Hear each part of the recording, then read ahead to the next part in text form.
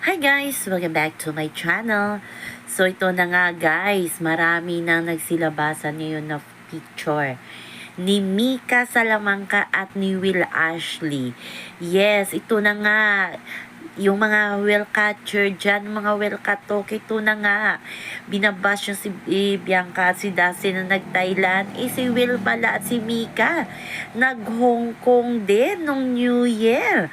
Yes, so ito na nga totoo ang chika na ang Team Real talaga ay si Mika Salamanca at si Will Ashley. Nakakasad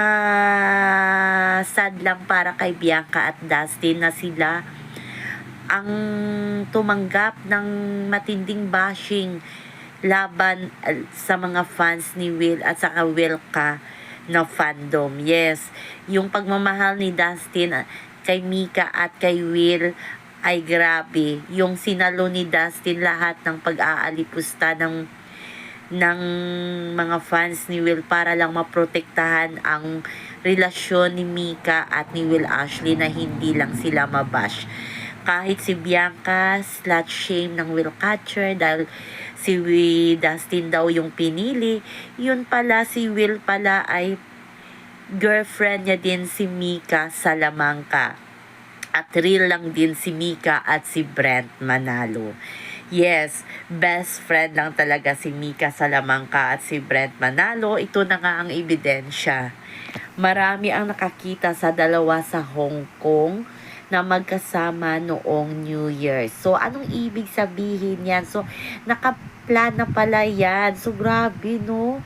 As in, talaga, naaawa lang talaga ako kay Dustin at kay Bianca na sila yung sumalo ng lahat ng bashing para hindi lang malaman ng mga fans nila na yung magkarelasyon ay si Will at si Mika Salamanca. Nakaka-proud yung kabaitan ni Bianca at ni Dustin. Yung isinakripisyo nila yung kanilang relasyon, yung kahit gaano yung bashing sa kanila, basta maprotektahan lang ang sikretong relasyon din ni Will Ashley at ni Mika Salamanca. So ano kaya ang masasabi ng mga whale catcher dyan na edited na naman ang picture ni Will at ni Mika sa Hong Kong? Marami nang nagko-comment na taga Hong Kong na nakita nga talaga ang dalawa. So yung Mick Brent nagsasabi na AI daw yung picture na nilabas.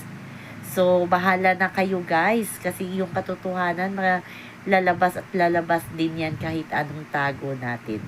So yun lang po guys ang ating update sa ngayon. Hanggang sa muli. Bye-bye. Also remember, wag po tayong magpaka-stress. Please like, share, and subscribe my channel para ma-update kayo sa mga bagong upload. Bye-bye.